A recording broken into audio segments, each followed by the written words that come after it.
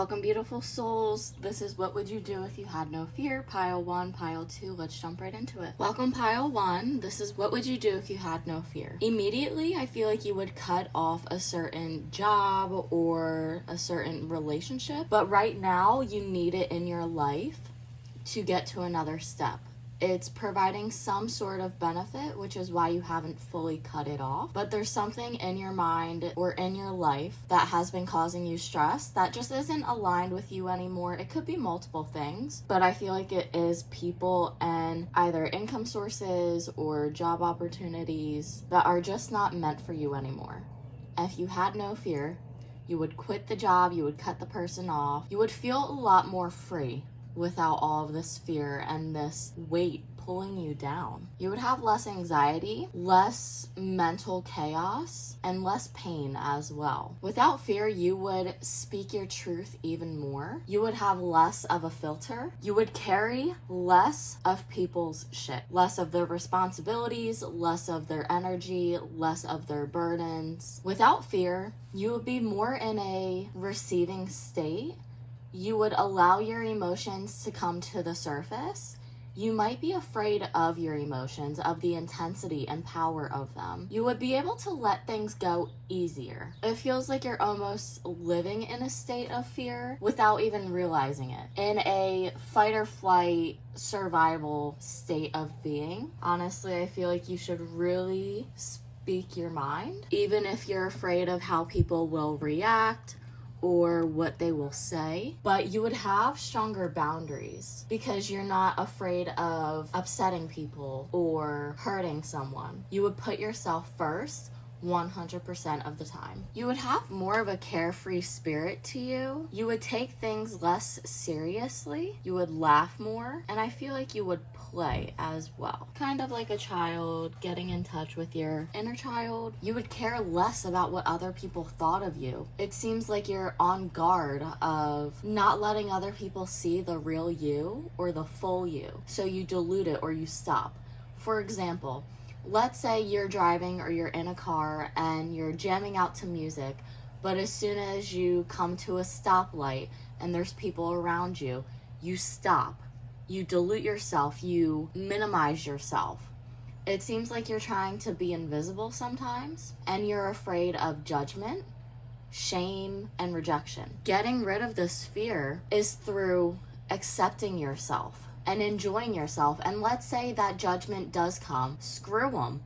Who cares? It's just one person's opinion. If 100 people are doing one thing, that doesn't mean that 100 people are correct just because they're doing it. Many people can be wrong, or many people can have their own opinions. But when you validate yourself, you accept and love yourself. You care less about the opinions of others, and you are more aligned with yourself. You have stronger boundaries, you have stronger communication, and not only do you have stronger boundaries with others, you also have stronger boundaries with yourself, because it really does start with yourself. If you talk to yourself negatively, you're going to accept other people talking to you that way. But if you only speak to yourself in a kind way and you treat yourself with love and respect, if someone comes at you in a negative way and tries to dismiss or belittle you, you're not going to tolerate that, because you don't even tolerate that from yourself. Letting go of this fear is possible, but it truly does start with yourself, with taking a look at, where does all of this come from? Where does this fear come from? Where does this judgment come from? If you were criticized and judged your entire life, you're going to fear that same criticism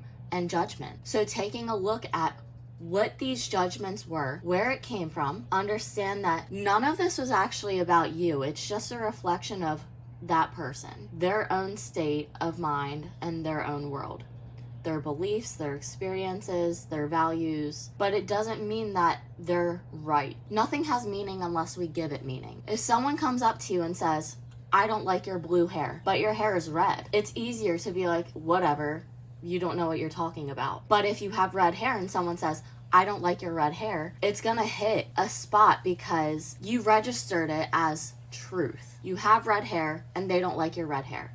Well, who cares what they like? You're not doing it for them, you're doing it for you. That's gonna end pile 1. Thank you so much for joining me here today. Definitely stop by pile 2 if you feel called to it. If not, let me know how this resonates. Don't forget to like, comment, and subscribe. Hit that bell notification so you're notified every time I post, and I'll see you next time. Have a great day. Welcome pile 2. This is what you would do if you had no fear. For starters, you would create more and give yourself to others less. This person's yarn that is on their back is being put into this foundation, this creation. But the rest of it, the base, is through this yarn. It's not coming out of her sweater, and she's knitting this red that's going into this other design that's also not coming out of her clothes. This man is the only person giving himself to this creation. It seems like there's a strong people pleaser within you, so you can feel loved and accepted, and you're looking outside of yourself. You are giving so much of your time and energy to other people in order to get validated, love, and acceptance. But you're putting your power in other people's hands. They have the power to make or break you. You would think a lot less about the past and just focus on the moment. It would be easier for you to stay present instead of constantly being in your mind, being somewhere else. You would also have more gratitude. You would see the world differently, and it would be easier for you to appreciate what you have because you wouldn't be so worried all the time. You might also grow your own stuff without fear because you wouldn't be worried about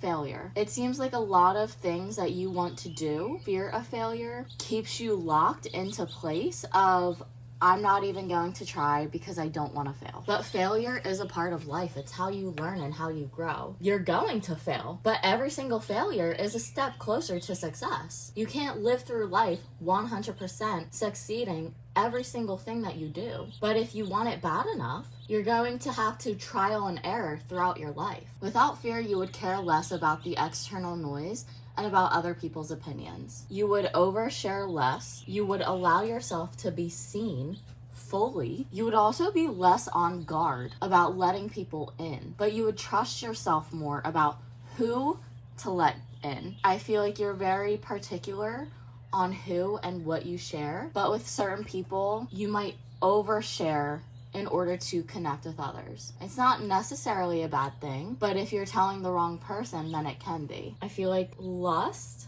might be a big part of your life, and without fear, you wouldn't focus so much on the physical. You might be able to see people for as they actually are instead of what you're looking for, kind of taking off the rose-colored glasses without a mask and just seeing everything for as they are. You might also get tattoos if you had no fear. It could be fear of finances, fear of pain, fear of judgment, but I feel like you would decorate your body more. Even if you do have tattoos, you would probably get more. Or if you don't, it could be fear of course, spending the money for one, fear of not having the right artist, or fear of the pain, fear of not liking what you get long term. Without fear, your life would be a lot more peaceful. There would be more stillness in your life because I feel like you might be constantly running, constantly doing, not allowing yourself to rest fully and get the required self-care that you need. I feel like there would be, without fear, a lot more experiences that you allow yourself to have. And fear isn't necessarily a bad thing. It can protect you. That's the whole point of fear, is to keep you safe, keep you alive, and keep you protected. But when it enables you to stop living or stop doing what you're looking for, then it becomes harmful. I feel like without fear, you might explore the world a lot more and you would say what you were thinking without fear of repercussions, especially at work or at home, or even if you feel like you have to constantly be nice and have a filter on. You can't just tell someone fuck off if they're being annoying.